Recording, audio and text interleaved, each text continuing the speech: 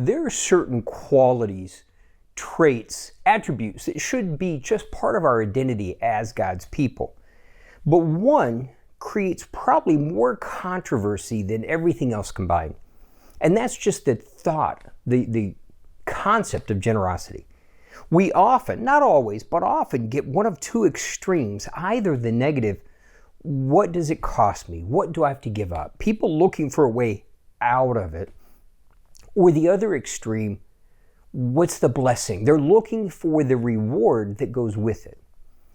What we'll see today in this story is we're going to see someone who was generous with no expectations, just to bless. And we will see with no expectations how it profoundly changed their life.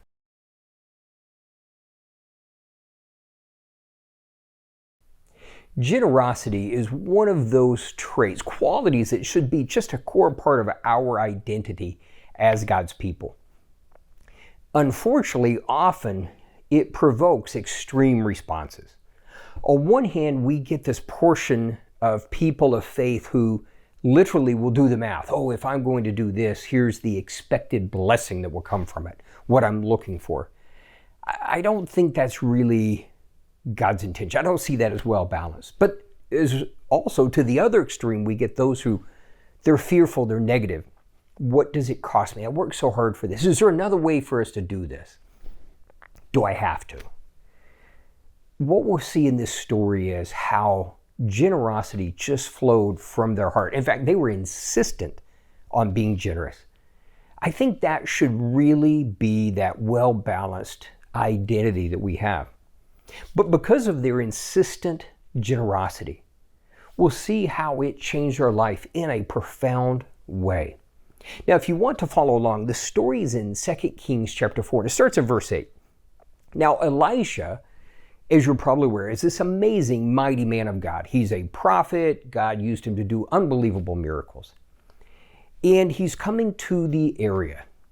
Now, this woman literally didn't just offer, but she was insistent that he came to her house for his meals. She was insistent that he allow them to bless him. See, she wasn't waiting to see if he asked for anything. She literally, proactively, insistently required him to come to her house for his meals. And what we see is there was no expectation. She just wanted to be a blessing to the man of God. And I think that should be kind of a great outlook on our identity. In our daily lives, how can we bless not just the men and women of God, but everyone we come in contact with no expectations? Now, that generosity continued. So what would happen? Every time he came to the area, he would come there for the meals. And it went one step further. She went to her husband and said, let's build him a room. That when he comes to the area, he has a place to stay. Again, notice, nowhere do we see him asking for help, but she is taking the lead. She is realizing, how can we help this man of God? What can we do for him? And that should be, again, our outlook, rather than waiting for someone to ask us to help. She did. She was insistent he came there for meals. And then she goes to her husband, let's build him a room.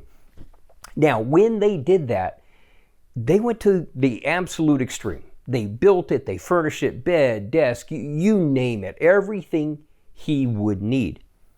And it's not clear, but it would appear that room was big enough not just for him, but also for his servant who would travel with him. See, they not only were generous, but they made sure that nothing was left undone.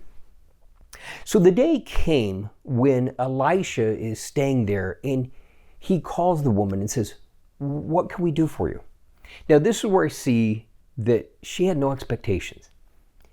And one thing we'll notice is, was this out of just absolute humility, or frankly, had she given up hope on her dreams? Because her response is, I don't need anything, my family takes care of me. Literally, when he asks, what can we do for you? She didn't ask for a thing. She just left it at that. Now, Elisha continued on, and he went to his servant and says, find out what we can do for her. And the servant came back and said, she has no children. She doesn't have a son. Now, this is where we see, was this humility? Or was this the fact that she had actually given up hope? Because he comes to her and he says, this time next year, you will have a son.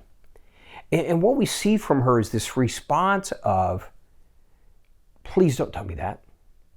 Are you sure? Because don't get my hopes up unless it's absolutely true. See, she had lived with this heartache for years, but she didn't come in generosity going, if I do this, will God do that? No. Again, we see just the purity in that generosity of just to be a blessing. Now, what do we see in this story? We see that, sure enough, a year later, she has that son. That deepest desire was fulfilled. Now, this is where we would love the story to end, and it's a happy story. It's a great fairy tale. Generosity changed her life. But unfortunately, the reality is, as is often in life caused pain. And what do we see happen? This is, to me, so profound, because her generosity not only brought her this amazing blessing, but as we'll see in a moment, that generosity opened the door for her to be bold when she needed to be.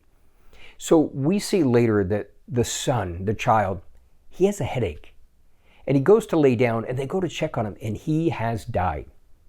And her immediate response is to go find Elisha. She doesn't tell her husband. She shuts the door, says to the servants, don't tell anyone. And she goes to look for Elisha. And here's where we'll see the boldness. What we see is she comes to Elisha.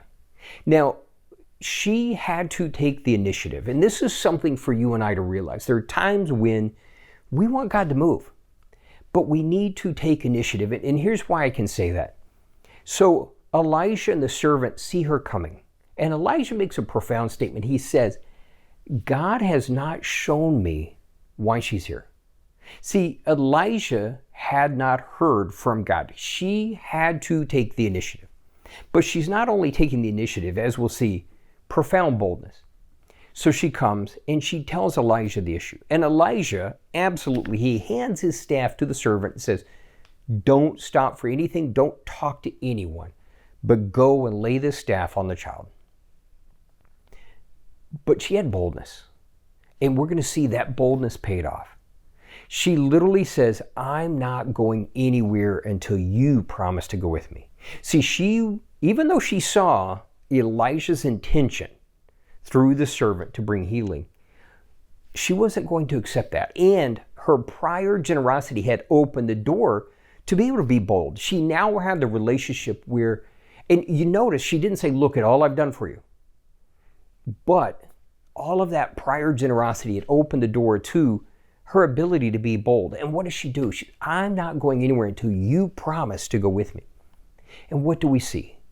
So they come to the servant. He's laid the staff on the child, and it didn't work. There was no change. And so Elisha goes in, he lays on the child. There was an entire process. But basically, here's the thing. God healed him, revived him, brought him back from the dead. So what happened? We saw that generosity with no expectations.